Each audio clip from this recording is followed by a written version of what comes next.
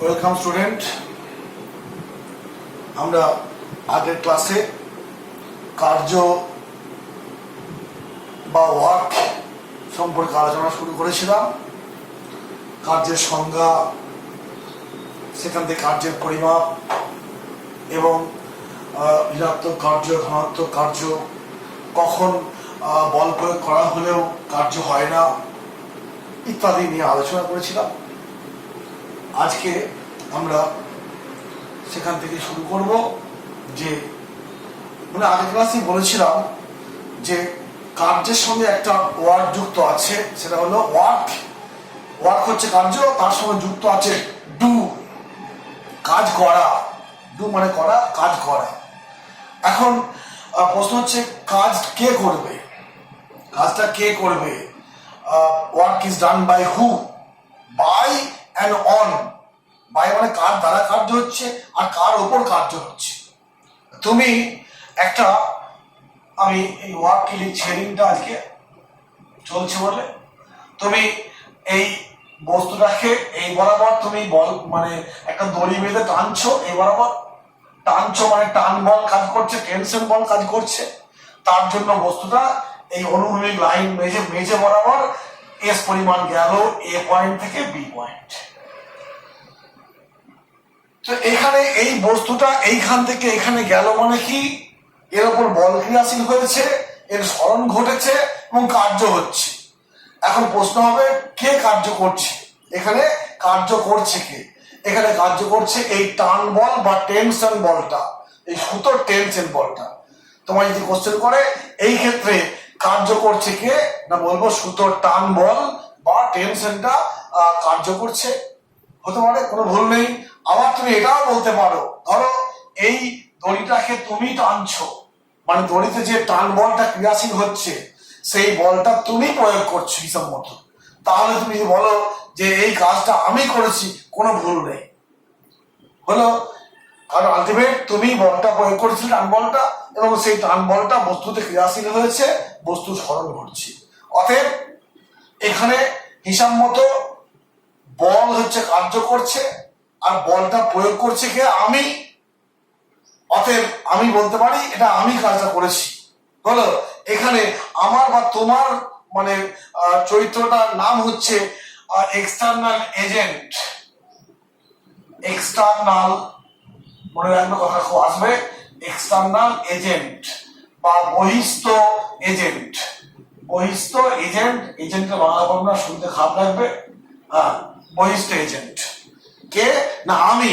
আমি সুতরা ধরে টানছি, এখানে আমি বল প্রয়োগ করছি, আমি হচ্ছে বহিস্থ এজেন্ট, হলো। অতএব এখানে কার্য করেছে কি বললাম, work is done by by who. Who বলতে এখানে বলবো হয় এই টান বলটা করেছে, অথবা এই টান বলটা যে ক্রিয়েট করেছিল, এখানে আমি করেছি ক্রিয়েট, বা তুমি করেছো যে দড়ি ধরে টানছে, অতএব সেই কাজ করছে। আর একটা কি বললাম, on by, on which work is done, কার উপরে তোমার কি বলবো কার্য করা হয়েছে। এটা দেখবে বারবার, মানে বিভিন্ন, আমরা বিভিন্ন চ্যাপ্টার আসবে কার্য সংক্রান্ত ইয়েতেই আলোচনা করবো যখন, বা অঙ্ক করতে যাবো তখন এই বাই এবং অন, বাই অন এগুলো কিন্তু এসে যাবে। তখন জিনিস শুনে নাও ভালো করে, তখন বুঝতে সুবিধা হবে। তো অন বলতে কি, কার উপরে? এখানে এই বস্তুর উপর কার্য করা হয়েছে, এই বলটা এই বস্তুর উপর প্রয়োগ করেছে, বস্তু সরছে, অতএব কার্য করছে কার উপরে? এই বস্তুর উপরে, অন দা বডি, হলো। এরকম ভাবে এই বস্তুর উপরে কার্য হয়েছে। কার্য করলো কে? টেনশন বল করলো। তুমি যদি বলো যে টেনশন বলটা তো আমি করেছি বা আমার বন্ধু টানলো, তাহলে তোমার বন্ধুই এখানে কার্য করেছে। তোমার বন্ধু বা তোমার চরিত্রটা কি? বহিস্থ এজেন্ট। এই হলো বিষয়। আর একটা উদাহরণ দিচ্ছি, ধরো একটা বস্তু এইখান থেকে পড়ে নিচে পড়ছি, এইদিকে পড়ছি। তো এখানে কোন বল ক্রিয়াশীল? নিশ্চয়ই তুমি বলবে যে এখানে অভিকর্ষ বল ক্রিয়াশীল। পৃথিবী যে বল দ্বারা কোনো বস্তুকে নিজের কেন্দ্রের দিকে টানে, সেই বলটা হচ্ছে অভিকর্ষ বল। অতএব এর ওপরে একটা অভিকর্ষ বল কাজ করছে, কোন দিকে? নিচের দিকে। আর তার ক্রিয়ায় ওর স্মরণটা এইদিকে হচ্ছে, বলটা এইদিকে হচ্ছে। অতএব এখানে কোন বল কার্য করছে? অভিকর্ষ বল কার্য করছে, বলো। কার উপরে কার্য করছে? তোমার বস্তুর উপরে কার্য করছে। তুমি কি বলো যে এই কাজটা করছে পৃথিবী করছে, ভুল নেই, কারণ অভিকর্ষের মানে সৃষ্টি করছে কে? পৃথিবী নিজে। এই হলো, এটা একটা আলোচনা হলো। অতএব কে কার্য করছে বা কার উপর কার্য করছে, এইগুলোর মধ্যে একটু মানে বিভিন্ন রকম সমস্যা আসতে পারে, আমরা এই জিনিসটা বুঝে নেবো। এবার একটা উদাহরণ দিই, যে ধরো তোমার কাছে একটা বস্তু আছে, ধরো তোমার কাছে এই বাল্বটা আছে, তুমি বাল্বটা ছাড়লে কি হবে? নিজে পড়ে যাবে, তারপরে কি হবে বলতে পারছি না, ভেঙে যেতে পারে, না পারে, বাদ দাও। তা আমার হাতে বলটা আছে, এই বাল্বটা আছে, এই বাল্বটাকে আমি দেখো ছবি দেখো কি করছি, হাতটাকে ওপর দিকে তুলছি, হাতটাকে ওপর দিকে আমি তুলছি, এরকম ভাবে ওপর দিকে তুলছি। তাহলে বলতো এখানে কার্যটা ঋণাত্মক না ধনাত্মক? এখানে কার্যটা ঋণাত্মক না ধনাত্মক? কি বললাম আরেকবার বলি, যে এই বাল্বটাকে আমি হাতে নিয়েছি, নিয়ে ওপর দিকে তুলছি। প্রশ্ন করলাম যে এখানে কার্যটা ঋণাত্মক কার্য না ধনাত্মক কার্য? তোমরা নিশ্চয়ই ভাবতে শুরু করেছো। তো কি ভাববে? যে অনেক কিছু ভাববে, কেউ বলবে ঋণাত্মক, কেউ বলবে ধনাত্মক। আমি বিভিন্ন অভিজ্ঞতা থেকে দেখেছি, কোনো স্টুডেন্ট বলছে স্যার ঋণাত্মক কার্য, কেউ বলছে ধনাত্মক কার্য। ঠিক আছে, তা আমি কিন্তু এইখানে আমি স্টুডেন্ট হলে বলবো যে কোশ্চেনটাই ইনকমপ্লিট, যে এখানে ঋণাত্মক কার্য বা ধনাত্মক কার্য বলার আগে বলবো এখানে কোন বল কার্য করছে। আমি সেই ভিত্তিতে বলতে পারবো যে এই কার্যটা, ওই বলটার কার্যটা ঋণাত্মক না ধনাত্মক। কেন না, এখানে দেখো এই বলটার উপরে একটা বল এমনি কাজ করে, অভিকর্ষ বল। অতএব যদি তুমি এইভাবে ভাবো যে এই বস্তু বাল্বটাকে উপরে তুলছি, এর উপরে বল কাজ করছে অভিকর্ষ বল, অভিকর্ষ বল কোন দিকে কাজ করবে? নিচের দিকে। আর ওর সরণটা কোন দিকে? উপর দিকে হচ্ছে। অতএব যেদিকে বল তার উল্টো দিকে সরণ। তোমার এইখানে বাল্বটা আছে, ওকে তুলছে এই দিকে, আর অভিকর্ষ বল এই দিকে। কোণের মানটা কত? 180, বা এরকম অবস্থা। আর কোণ 180 মানে মাইনাস কার্য, ঋণাত্মক কার্য। অতএব এই ক্ষেত্রে আমি যখন বলবো অভিকর্ষ বলের দ্বারা কার্যটা কি, এখানে ঋণাত্মক বা ধনাত্মক, তাহলে বলবো এখানে অভিকর্ষ বলের দ্বারা কার্য হচ্ছে ঋণাত্মক। কিন্তু এটাও ভাববে একে তুলছে কে? আমি। এখানে আমি কি? আমি হচ্ছে বহিস্থ এজেন্ট, আমি হাত দ্বারা এর উপর একটা বল প্রয়োগ করেছি, তার জন্যই ওর নিচে পড়ছে না, এবং সেই বলটা কার সঙ্গে সমান? আমার দ্বারা বলটা অভিকর্ষ বলের সমান বলেই পড়ছে না। এবার ওখানে আস্তে আস্তে তুলছি, হলো। তাহলে এই ক্ষেত্রে আমি হচ্ছে বহিস্থ এজেন্ট, আমি একটা বল প্রয়োগ করেছি। এই বলটার দ্বারা কার্য কি হবে? এই বলটা আমি ওপর দিকে প্রয়োগ করেছি, আর তার সরণটা উপর দিকে হচ্ছে। বহিস্থ এজেন্টের, এক্সটার্নাল এজেন্ট, এর দ্বারা কি হচ্ছে? বস্তুটা এইদিকেই বল প্রয়োগ করছি, বস্তু এইদিকেই উঠছে, হলো। অতএব যদি এরকম বলা হয়, এখানে আমি যে বল প্রয়োগ করছি সেই বলের দ্বারা কার্য কি? ধনাত্মক কার্য। অতএব কি পেলাম? এই যে পেনটা, বাল্বটাকে আমি তুললাম, এখানে কিন্তু দু ধরনের কার্যই হলো, ঋণাত্মক হলো, ধনাত্মকই হলো। প্রকৃতপক্ষে যখনই ধনাত্মক কার্য হয় তখন ঋণাত্মক কার্য হবে, একরকম হবে না।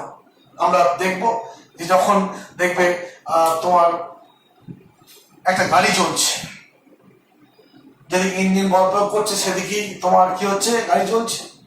তো যদি গাড়িটা তোমার ধরে নাও সমবেগে চলছে, তো সমবেগে চললে তো কোনো ত্বরণ থাকে না, মানে বল নেই। তাহলে তো গাড়ি যদি সমবেগে চালানো হয় তাহলে বল প্রয়োগ করতে হবে না। আর বল প্রয়োগ করতে না হলে কি হবে? ইঞ্জিনের লোকসান নেই, তেল লাগবে না। তাই কি হয় কি, গাড়ি সমবেগে চললেও তেল ভরতে হয়, আবার বেশি বেগে চললেও তেল ভরতে হয়, ইত্যাদি আছে। তা সমবেগে চললে বললাম কেন তা তেল ভরতে হচ্ছে কেন? সমবেগে চললে তো বল ক্যাসিল হয় না, ইঞ্জিনে বল প্রয়োগ করতে হয় না, অর্থাৎ ইঞ্জিনের কোনো খরচ নেই।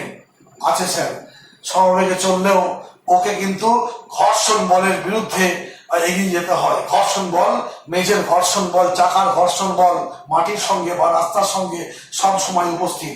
আর মনে রাখবে ওই যে আমরা একটু আগে বলেছিলাম না, ঋণাত্মক কার্য, ঘর্ষণ বল সব সময় নেগেটিভ কার্য করে। কেন না, ঘর্ষণ বল সব সময় সরণের উল্টো দিকে কাজ করে। মনে রাখবে নেগেটিভ ঘর্ষণ বল বা ফ্রিকশন ফোর্স, ঘর্ষণ বলের দ্বারা কার্য কি হবে, তোমার ঘর্ষণ বলের দ্বারা কার্য ঋণাত্মক কার্য, সব সময় ও সরণের উল্টো দিকে বস্তুর গতির উল্টো দিকে ক্রিয়া করে। অতএব ঘর্ষণ বলের দ্বারা কার্য হচ্ছে ঋণাত্মক কার্য, এটা তোমরা মনে রাখবে। তা যেটা বলছিলাম যে গাড়ি চলছে, সমবেগে চলছে, সমবেগ মানে কি ত্বরণ নেই, ত্বরণ নেই মানে কি বল ক্রিয়াশীল হয়নি, তাহলে বল নেই মানে ইঞ্জিনে বল প্রয়োগ করতে হচ্ছে না, অতএব তেল খরচ ছাড়া ইঞ্জিন চলবে, তা কিন্তু সম্ভব নয়। হ্যাঁ, এরকম আরেকটা আমি উদাহরণ দিচ্ছি যে তোমার কি বলে এটাকে, ওই তুমি ট্রেন থেকে নামলে, এবার বাস স্ট্যান্ডে যাবে বা ট্যাক্সি ধরবে, তোমার হাতে একটা লাগেজ আছে, তুমি নেমেই কি করো, লাগেজটা তুমি পারবে না, বইতে পারো না, তখন কুলিকে ডাকো, কুলি এলো, কুলিকে ব্যাগটা দিলে, কুলি মাথায় তুলে নিয়ে ব্যাগটা নিয়ে চলে গেল কোথায়, বাস স্ট্যান্ডে বা ট্যাক্সি স্ট্যান্ডে। কুলি তোমার কি হলো, কুলিকে তুমি পয়সা দাও এবং কুলি তোমাকে ব্যাগটা নামিয়ে তোমার গাড়িতে তুলে দেয়, তুমি চলে যাও।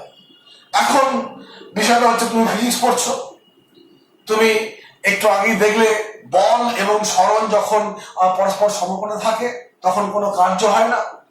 তো কুলি যখন ব্যাগটা কাঁধে করে বয়ে নিয়ে যাচ্ছিল তখন তো এই ঘটনাটা ঘটছে, কুলির দ্বারা প্রযুক্ত বল এইদিকে আর সরণ ঘটছে এইদিকে। অতএব কুলির যে কাজটা করছে সেই কুলির দ্বারা ক্রিয়াশীল বল এবং সরণের মধ্যে কোণ 90 ডিগ্রি, কোণ 90 হলে কার্য কত হবে, এফ কস 90 মানে সূর্য, এই শূন্য। অতএব তুমি ফিজিক্স পড়েছো, তুমি কুলির কাছ থেকে ব্যাগটা নিয়ে বললে তুমি কোনো কার্য করোনি, কোনো পয়সা পাবে না, কারণ আমার বাবা কাজ না করলে পয়সা দেয় না। তুমি সেই মুহূর্তে পাবলিকের মার খেয়ে যাবে। হ্যাঁ, যে ফিজিক্সের জ্ঞান দিতে গেলে তুমি ওখানে মার খেয়ে যাবে। অর্থাৎ কি, যে কুলি তোমার এই অনুযায়ী কোনো কার্য করেনি, কুলির পয়সা দেওয়া যাবে না। ঠিক আছে, তুমি যদি এইটুকু জেনে থাকো তাহলে তুমি এরকম করবে এবং সেখানে একটা বিশৃঙ্খল পরিস্থিতি সৃষ্টি করবে। কিন্তু কুলি কাজ করছে, কুলি পয়সা পাওয়ার যোগ্য, এই কনসেপ্টটা ফেল। একটু আগে যে বললাম ঘর্ষণ বলের কনসেপ্ট, অতএব ঘর্ষণ বলের বিরুদ্ধে কুলিকে কার্য করতে হয়েছে। ধরো কুলি একা আছে, তার নিজের শরীরটা বয়ে নিয়ে বেড়ায় মাটির উপর দিয়ে, কুলি যখন একা আছে কুলি তার শরীরের ভারটা বয়ে নিয়ে যায়, কোনো সমস্যা নেই। যখন কুলি তোমার ব্যাগ কাঁধে নিয়ে বয়ে নিয়ে যাচ্ছে তখন কিন্তু তার যথেষ্টই কষ্ট হয়। কেন, তাকে ঘর্ষণ বলের বিরুদ্ধে কাজ করতে হয়, আর ঘর্ষণ বলের বিরুদ্ধে কাজ করতে হলে তাকে কষ্ট পেতে হয়, তাকে খেতে হবে, এনার্জি মানে তৈরি করতে হবে শরীরের মধ্যে। অতএব ওই তাকে কুলি যখন ব্যাগ নিয়ে যাবে সে কার্য করছে, এই বলটার বিরুদ্ধে কার্য করছে না, এই বলটার জন্য কার্য করছে না, সে করছে ঘর্ষণ বলের বিরুদ্ধে কার্য। যখন মেঝে দিয়ে কুলি যাচ্ছে, ধরো এটা হচ্ছে কুলির মাথায় মোট সহ কুলি, তো এই অবস্থায় এইদিকে একটা তোমার কি আছে, বল আছে, ওজন বলটা, আর এইদিকে সে কুলি এগিয়ে যাচ্ছে। ঘর্ষণ বল কোন দিকে, গতির উল্টো দিকে কাজ করে, ঘর্ষণ বল সবসময় গতির উল্টো দিকে কাজ করবে। অতএব আমরা জানি ঘর্ষণ বল সমান কি, মিউ আর, এই বরাবর আর ক্রিয়াশীল হয়, আর যেমন স্থির অবস্থায় কি হয়, এই বরাবর কি হয়, আর সমান এম জি, এদিকে কোনো গতি নেই বলে মিউ এম জি, অর্থাৎ এই পরিমাণ ঘর্ষণ বলের বিরুদ্ধে কাজ করছে। যদি কুলির মাথায় ওই বোঝাটা বা বাক্স না থাকতো তখন কি হতো, এম এর মানটা কম হতো, এম এর মান কম হলে ঘর্ষণ বল কম হতো, তাকে কম কার্য করতে হতো। যখন সে একা একা হেঁটে বেড়ায় তখন কেউ পয়সা দেয় কি, অতএব তার শরীরের যা অবস্থা আছে সে একা নিজে হেঁটে যাবে, কোনো কষ্ট হবে না। যখনই তোমার ওই লড বহরটা বাক্স পাটলাটা মাথায় নেবে তখনই তার এম বেড়ে যাচ্ছে, ঘর্ষণ বল বেড়ে যাচ্ছে, আর সেই বলের বিরুদ্ধে কৃতকার্য মানে বল ইন্টু সরণ, এফ বাড়লে এফ এস বেড়ে যাবে। অতএব তোমার কি হবে, কার্য করছে, কার্য বেশি করতে হচ্ছে খালি অবস্থায় হাঁটার থেকে, তাই কুলি তার কার্যের জন্য পয়সা প্রাপ্য। অতএব এরম ভাবে ভুল করবে না যে আমি এইটুকু শিখে নিয়ে কুলিকে জ্ঞান দিতে যাবে না। এই হলো ঘর্ষণ বল। মনে রাখবে, ঘর্ষণ বলের দ্বারা কার্য সব সময় ঋণাত্মক কার্য। কেন না বললাম যে ঘর্ষণ বল সব সময়, ঘর্ষণ বল সর্বদা গতির বিপরীতে কাজ করে। এই কথাটা মনে রাখবে, ঘর্ষণ বল সর্বদা বস্তুর গতির বিপরীতে কাজ করবে, তাই ঘর্ষণ বলের দ্বারা কার্য ঋণাত্মক। এবং ওই যে কুলির কনসেপ্টটা দিলাম, এখান থেকে তোমার ধারণায় আসছে জিনিসটা। এই গেল মোটামুটি ভাবে এই দিকটা গেল। তাহলে ওই যে আমি বাল্বের উদাহরণটা দিয়েছিলাম একটু আগে, এবার দেখো যে বাল্বটা তোমার কি হচ্ছে, যখন ওপর দিকে তুলছিলাম তখন আমি তুলছি মানে আমি বহিস্থ এজেন্ট। আমি করছি কি হিসাব মতো, আমি করছি কি ওই ঘর্ষণ বলের বিরুদ্ধে কাজ করছি। কেন না ঘর্ষণ বল তোমার নিজের দিকে কাজ করছে আর ওপর দিকে তুলছি। এই সরি মাফ করবো, ঘর্ষণ বল না, এটা কি অভিকর্ষ বলের বিরুদ্ধে কাজ করছি। ভুল বললাম, অভিকর্ষ বলের বিরুদ্ধে কাজ করছি। একটু আগে ঘর্ষণ বল বলছিলাম বলে বারবার ওই কথাটাই উঠে আসছে। যাক, এরপর বলবো কি বলে যাচ্ছি, বলতে গেলাম যে প্রকৃতিতে কিছু বল আছে যেগুলো প্রকৃতি নিজে সৃষ্টি করে, যেমন চুম্বক বল, তড়িৎ বল, মহাকর্ষ বল। এগুলো সৃষ্টিকর্তা কিন্তু পৃথিবী। তড়িৎ সৃষ্টি উনি করছেন, এবং কোনো জায়গায় তড়িৎ শক্তি সৃষ্টি হলে চার্জ থাকলে তোমার তড়িৎ বল সৃষ্টি হবে, চুম্বক ক্ষেত্র তৈরি হলে চুম্বক বল সৃষ্টি হবে, আর অভিকর্ষ বল তো আমরা সব জায়গায় টের পাচ্ছি। অতএব এই রকম যদি কোনো স্থানে বল থাকে, সেই স্থানগুলোকে বলবো অভ্যন্তরীণ বল সংস্থা, কিছু বলের সংস্থা, অভ্যন্তরীণ বলযুক্ত সংস্থা, ইন্টারনাল সিস্টেম। তো সেই রকম কিছু অভ্যন্তরীণ বলযুক্ত সংস্থা আছে, হলো সেই সংস্থায় যদি যে সমস্ত বল ক্রিয়া করে, যেমন এই মহাকর্ষ ক্ষেত্রে অভিকর্ষ বল কাজ করে, মহাকর্ষ বল কাজ করে। তো মহাকর্ষ বল যদি নিজে কাজ করে, নিজে কাজ কখন করবে না এরকম ভাবে তুমি ছাদ থেকে, ওই ছাদে গেলে দিয়ে একটা ইটকে টুক করে সরিয়ে দিলে, ছাদ থেকে পাশে সরিয়ে দিলে, ইটটা 3 তলার উপরে ছিল, সে আস্তে আস্তে পড়ে যাবে। কেন পড়ছে? অভিকর্ষ বল নিজে তাকে নিয়ে আসছে। এর জন্য আমাদের ভাতটা খেতে হয়নি, ভালো মন্দ খেতে হয়নি, অভিকর্ষ কাজটা নিজেই করছে। অর্থাৎ অভ্যন্তরীণ সংস্থা, তার মধ্যে থাকা যে বল আছে সেই বল দিয়েই করলো। অতএব অভ্যন্তরীণ সংস্থায় থাকা বল যদি নিজে যে কাজ করবে, সেই কাজ কি তোমার কি বলের দ্বারা কাটছে না, এবং সেক্ষেত্রে কোনো বহিস্থ এজেন্ট লাগে না। অতএব ওই ক্ষেত্রে কি হবে, অভ্যন্তরীণ বল নিজে কাজ করছে, এবং ওই কাজকে আমরা বলবো কি ঋণাত্মক কার্য। এটা বলবো, মনে রাখবে যে এটা একটা ইয়ে, যে যখন সংস্থা নিজে কাজ করে এটা কোনো ঋণাত্মক কার্য। এটা এক সেন্সে। কেন না এক্ষেত্রে আমাদের বাইরে থেকে শক্তি প্রয়োগ করতে হয় না। তুমি একটা ইটকে ফেলবে, ছাদ থেকে নিচে ফেলবে, যা ছাদের সাইড থেকে সরিয়ে দেয় একটুখানি, ও আপনি করবে। কেন? অভিকর্ষ বলকে নিয়ে আসছে। এর জন্য আমাদের কোনো বাইরে থেকে কোনো শক্তি প্রয়োগ করতে হয় না, কাজ করতে হচ্ছে না। ঠিক আছে? অতএব সংস্থা যখন নিজে কাজ করে সেটা ঋণাত্মক কার্য, যেখানে কোনো এক্সটার্নাল এজেন্ট নেই।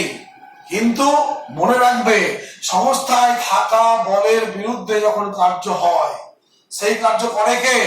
বহিস্থ এজেন্ট করে। যেমন এই বাল্বটা ছেড়ে দাও, নিচে পড়বে, অর্থাৎ সংস্থা, অভ্যন্তরীণ সংস্থা, এখানে অভিকর্ষ ক্ষেত্র, অভিকর্ষ বল নিজে কাজ করছে। এইবার যদি একে অপর দিকে তোলা হয়, অভ্যন্তরীণ বলের বিরুদ্ধে তুলছে কে? আমি তুলছি। এখানে আমি বহিস্থ এজেন্ট, ওই বলের বিরুদ্ধে আমি কাজ করছি। বহিস্থ এজেন্ট দ্বারা সংস্থায় থাকা বলের বিরুদ্ধে যদি কার্য করা হয়, তখন সেই কার্যটা কি কার্য? ধনাত্মক কার্য। কারণ কি, এক্ষেত্রে এইটা তুলতে হলে আমাকে খেয়ে আসতে হবে। এটা হালকা করে মনে হচ্ছে না, তোমার বলে বড় ইয়ে করলো, তো তখন তুমি শক্তি তোমার থাকতে হবে, তার জন্য তুমি তুলতে পারবে। হলো, অতএব খুব মধ্যে কথা মনে রাখবে, যখন বহিস্থ এজেন্ট কোন অভ্যন্তরীণ সংস্থার ভিতরে থাকা বলের বিরুদ্ধে কার্য করে, হলো, তখন সেটা হবে কি কি কার্য? ধনাত্মক কার্য। হলো, আর সংস্থা যদি নিজে কাজ করে, বাইরে থেকে কাউকে কিছু করতে হবে না, বহিস্থ এজেন্ট লাগবে না, তখন হয়ে গেল কি ঋণাত্মক কার্য। আমরা সেই সূক্ষ্মকোণ স্থূলকোণ দিয়ে বলেছি, আবার এটাও ঠিক আছে, দেখবে এটাও ভুল নয়, কিন্তু এটাও কিন্তু ভুল নয়, একই দুটোই কিন্তু একই একটু ভাববে, না হলে আবার পরে বলবে। অর্থাৎ আমরা বলেছিলাম যে সূক্ষ্মকোণ অর্থাৎ বল এবং সরণের মধ্যে কোণ যদি সূক্ষ্মকোণ হয়, তখন কার্য হচ্ছে তোমার ধনাত্মক কার্য, আর স্থূলকোণ হলে বলেছিলাম ঋণাত্মক কার্য। একটা মেজের উপরে বস্তু আছে, বস্তুটাকে বল প্রয়োগ করে এরকম ধা দাও, দেখবে যেদিকে বল প্রয়োগ করলে সেদিকেই যাচ্ছে, অতএব কোণের মানটা সূক্ষ্মকোণ। এই কার্য আমি বল প্রয়োগ করছি, এখানে আমি কি বহিস্থ এজেন্ট, হলো, বহিস্থ এজেন্ট বল প্রয়োগ করলো, এখানে সংস্থার বলের বিরুদ্ধে কাজ করিনি, আমি এইদিকে বল প্রয়োগ করছি, আর সংস্থায় বল কোন দিকে আছে? অভিকর্ষ বল এইদিকে আছে, আমি প্রয়োগ করেছি এইদিকে। এই বল আর এই বল পরস্পরের উপর কোনো প্রভাব পড়ে না, লম্ব বল এরা, হলো। অতএব আমি যে বল প্রয়োগ করলাম সেই বলের যে ধনাত্মক কার্য হলো, এখানে আমি বহিস্থ এজেন্ট অবশ্যই, হলো। 2 নম্বর আর একটা বল ধনাত্মক কার্য কি না, অভিকর্ষ বলের বিরুদ্ধে যদি আমি বল প্রয়োগ করি, তুলি একটা বস্তুকে, তখন কার্য ধনাত্মক কার্য। কেন? সেক্ষেত্রে দেখো আমি তো বল প্রয়োগ করছি এই দিকে আর তুলছি এইদিকে, অর্থাৎ ধনাত্মক কার্য, হলো। আর যদি তোমার সিস্টেম নিজে কাজ করে, সিস্টেম নিজে কাজ করছে, দেখো এটা আমার এরকম কেস, সিস্টেম নিজে কাজ করছে, বস্তু আছে, অভিকর্ষ বল একে এদিকে টানছে, ও সরে যাচ্ছে, এখানে কিন্তু কোনটা 0 ডিগ্রি, কিন্তু এখানে বাইরে থেকে কোনো এজেন্ট লাগছে না, অতএব এটাও কিন্তু ঋণাত্মক কার্য, এটা গুলি ফেলো না। হ্যাঁ, উপর দিকে তোলার সময় বাইরে এজেন্ট লাগলো, ধনাত্মক কার্য। আবার আমরা ঋণাত্মক কার্য আরেকটা বলেছি, যে একদিকে বল ব্রেক করছি, যখন একদিকে বল প্রয়োগ করছে, উল্টো দিকে সরণ হচ্ছে, সেটাও ঋণাত্মক কার্য, সেটাও কিন্তু ঋণাত্মক কার্য। অতএব এই দুভাবে ব্যাখ্যা করলাম, একটু রিপিট করে করে শুনে নাও, দুভাবে রকম হলো। আচ্ছা, কিন্তু তাই বলবো যে বহিস্থ এজেন্ট দ্বারা প্রযুক্ত বলের বিরুদ্ধে কোনো কি বললাম, বহিস্থ বলের দ্বারা প্রযুক্ত বল মানে কি বলবো, অভ্যন্তরীণ যে বল আছে, সেই অভ্যন্তরীণ বলের বিরুদ্ধে কোনো যখনই কার্য হবে, সেই কার্য হবে কি তোমার ঋণাত্মক কার্য হবে, মনে রাখবে। সেটা বলে দেয় না, মাফ করবে, আমি বলতে ভুলে গেলাম, যে যখনই একটা সংস্থায় থাকা অভ্যন্তরীণ বলের বিরুদ্ধে কার্য করব, সেই কার্য হবে ধনাত্মক কার্য। আর যদি বহিস্থ এজেন্টের দরকার না পড়ে, সংস্থা নিজেই কাজ করে, তখন সেই কার্য হবে ঋণাত্মক কার্য, এটা মনে রাখবে। এই দিকটা গেল। এবার আমরা করবো, দেখি সময় আছে কিনা, মিনিট 23 মিনিট, ঠিক আছে।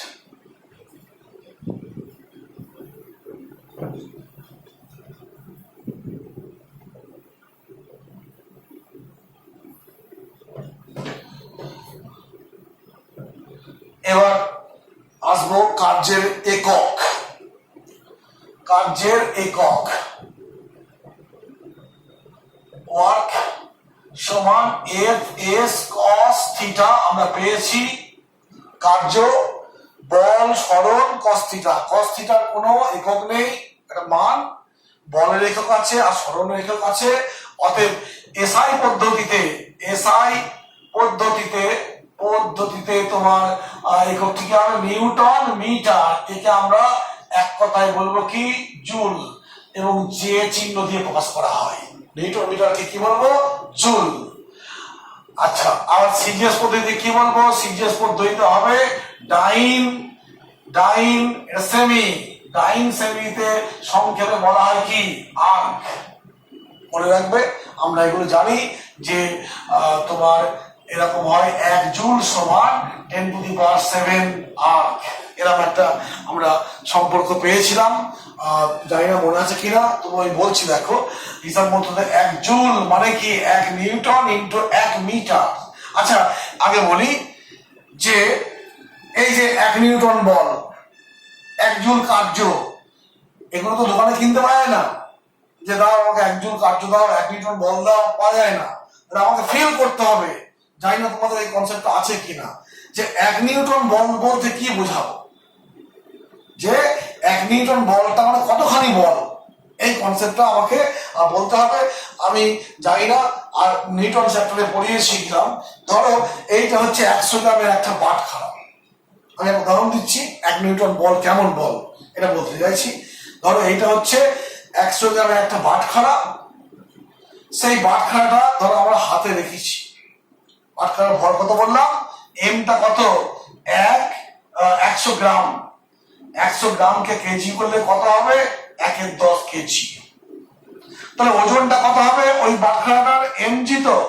আচ্ছা এমটা কত 100 গ্রাম মানে 1/10, জিটা কত অভিকর্ষ ত্বরণ, জি এর মান 9.8 হয়। আমি ধরে নিচ্ছি 9.8 না ধরে 10 ধরলাম। এককটা কি এসআই পদ্ধতিতে একক, এটা কি কেজি, এটা তোমার মিটার পার সেকেন্ড স্কয়ার, এককটা হবে নিউটন, মানে কি 1 নিউটন। কি করলাম 100 গ্রামের একটা বাটখারা হাতে রেখেছি, 100 গ্রাম মানে 1/10 কেজি। তাহলে হাতের উপর একটা বল পড়ছে, কি বল সেটা অভিকর্ষ বল, তাকে ওজন বলা হয়। অতএব ওই 100 বাটখারা ওজনটা কত এম ইন্টু জি, এমটা 1/10 আর জি হচ্ছে 9.8 মিটার পার সেকেন্ড স্কয়ার, অভিকর্ষ ত্বরণ। তো 9.8 না ধরে 10 ধরলাম, তাহলে 1/10 ইন্টু 10 কেটে করে 1 হয়ে যাচ্ছে। অর্থাৎ 100 গ্রাম হাতে বাটখারা রেখেছি, যে চাপ পড়ছে বল প্রয়োগ করছে সেই বলটা কি 1 নিউটন। আশা করছি নিউটন 1 নিউটন জিনিসটা কতখানি তুমি বুঝতে পারবে। প্রকৃতি 100 বাটখারা নেবে, দিয়ে হাতে নিয়ে বুঝবে যে হ্যাঁ এটা 1 নিউটন, এর মধ্যে কোনো ভুল নেই। ওকে 1 জুল, তাহলে 1 জুল কার্য বলতে কি বলবো, 1 জুল মানে কি 1 নিউটন ইন্টু 1 মিটার। তাহলে 1 নিউটন বল মানে কি, আমি ওই 100 গ্রাম বাটখারা দেখেছি, তাহলে হিসাব মতো হাতে কত বল প্রয়োগ করছে বলো, হাতে বল প্রয়োগ করছে কত 1 নিউটন। এবার আমি একে আস্তে আস্তে 1 মিটার তুলছি, 1 মিটার সরণ ঘোরাচ্ছি, বলো অভিকর্ষ বলের বিরুদ্ধে অভিকর্ষ বলটা কত 1 নিউটন, ওজনটা এমজি, এমজি মানে বল, ইন্টু এস মানে সরণ, আমি 1 মিটার সরাচ্ছি ওই বলের বিরুদ্ধে। তাহলে হিসাব মতো কি হবে, এই 1 নিউটন বলকে মানে এই 100 গ্রামের বাটখারাটাকে আমি ওপর দিকে 1 মিটার তুলছি। অতএব এই যে কার্য করলাম সেই কার্যটা কি 1 জুল কার্য। আশা করছি তুমি 1 জুল কার্যের কনসেপ্টটা পেয়ে গেছো। এটা বলার ছিল 1 নিউটন 1 জুল এগুলো শুধু সংজ্ঞা বললেই হবে না, আমাকে বাস্তব ভাবতে হবে। কারণ কি এরকম 1 নিউটন 1 জুল এসব বাজারে কিনতে পাওয়া যায় না, যে তুমি গেলে দোকান থেকে কিনে আনলে, সব যেমন দোকান থেকে খাতা পেন কিনে আনছো ওইগুলো কিনে আনলে দিয়ে শুরু করলে, তা কিন্তু নয়, এটা মনে রাখতে হবে।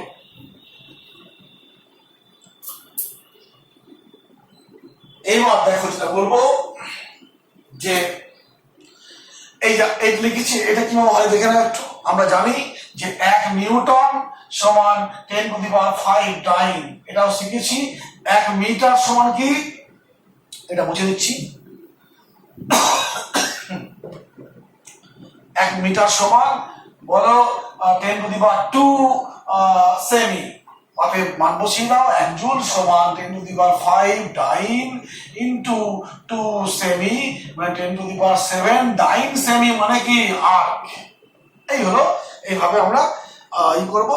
যদি সংজ্ঞা বলতে বলা হয় যে 1 জুলের সংজ্ঞা বলো, তাহলে বলবো কি যে 1 গ্রাম ভরের একটা বস্তুর উপরে 1 নিউটন বল প্রয়োগ করলাম, বস্তুটা মেঝে রাখা ছিল, যেদিকে বল প্রয়োগ করলাম সেদিকে 1 মিটার সরে গেল, কার্যের মানটা কত 1 জুল হলো।